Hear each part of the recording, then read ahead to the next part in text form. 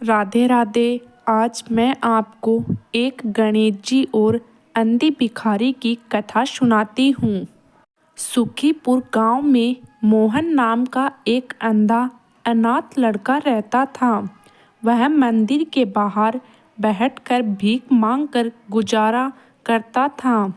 गांव में शंकर चाचा थे जो बच्चे से मोहन की देखभाल करते थे।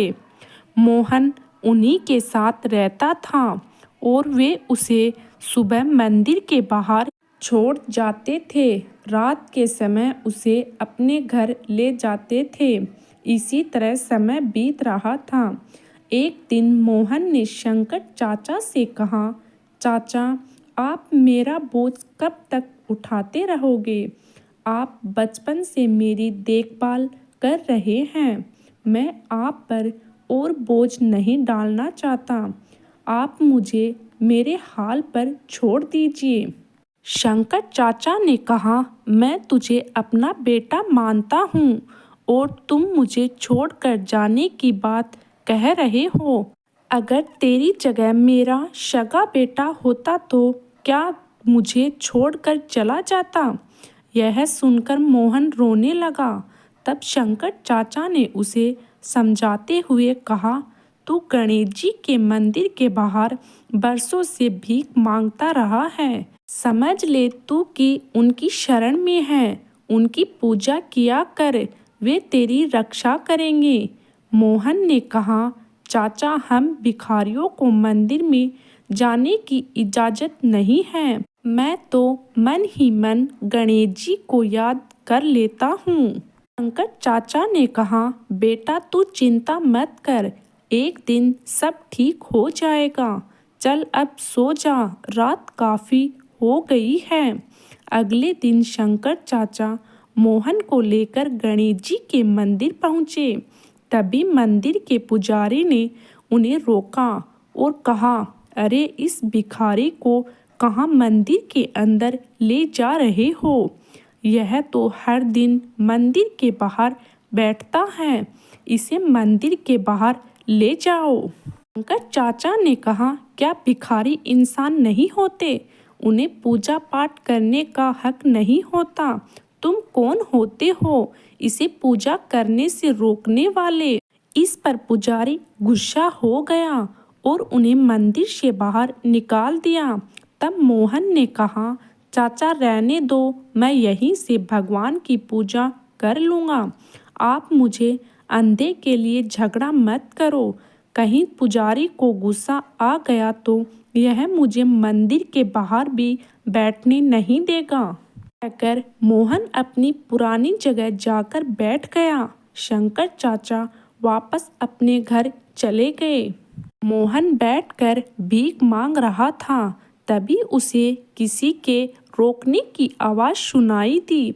उसे लगा कोई बच्चा रो रहा है।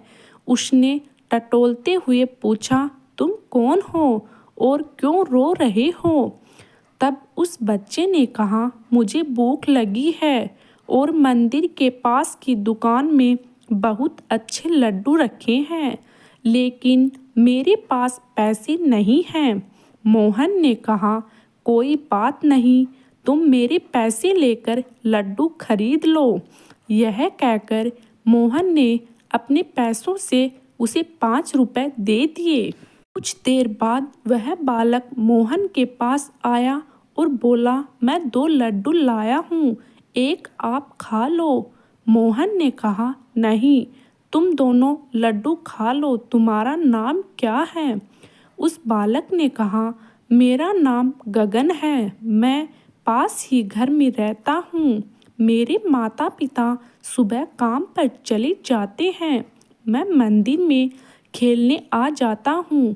यह कहकर वह बालक चला गया। अगले दिन से हर दिन वह बालक आता, मोहन उसे 5 रुपए देता और वह लड्डू खाकर चला जाता था। एक दिन वह बालक आया तो उसने मोहन से कहा, तुम रोज मुझे 5 रुपए देते हो, कभी मना नहीं करते। मोहन ने कहा, गगन, मैं गणेश जी को लड्डू का भोग लगाना चाहता हूँ, लेकिन हम भिखारियों को मंदिर के अंदर नहीं जाने देते। जब तुम लड्डू खाते हो तो मुझे ऐसा लगता है जैसे गणेश जी खुद भोग लेने मेरे पास आ गए। तुम रोज आया करो, मैं तुम्हारा इंतजार करूँगा। समय बीतता रहा। एक दिन गगन ने मोहन से कहा, मैं अब तुमसे मिलने और लड्डू खाने नहीं आ सकूँगा। मेरे माता पिता दूसरे गांव जा रहे हैं। यह सुनकर मोहन रोने लगा। उसने कहा, मैं तुम्हारे बगैर नहीं रह सकता। मैं देख तो नहीं सकता, लेकिन जब मैं तुम्हें 5 रुपए देता हूँ तो मुझे बालक रूपी गणेश जी लड्डू खाते दिखाई देते हैं। तुम मुझे छोड़कर मत जाना, नहीं तो मैं जिंदा नहीं रह पाऊंगा। तब गगन ने कहा, अच्छा ठीक है, तुम मेरे साथ मेरे घर चलो। मेरे माता पिता से बात कर लेना, अगर वे मान गए तो मैं रोज तुम्हारे लड्डू खाने आता रहूँगा। मोहन गगन के साथ चल दिया। काफ़ी दूर चलने के बाद उसने पूछा, गगन लगता है हम बहुत दूर आ गए, तुम्हारा घर कहाँ है?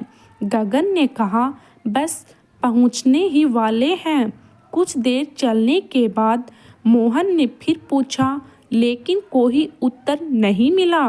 मोहन ने पुकारा, गगन गगन तुम कहाँ हो? लेकिन कोई जवाब नहीं मिला।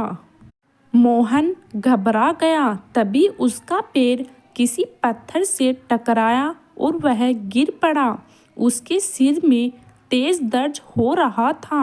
वह उठा और उसने आँख खोलकर देखा तो सामने गणपति जी खड़े थे। मोहन उनके पैरों में गिर गया।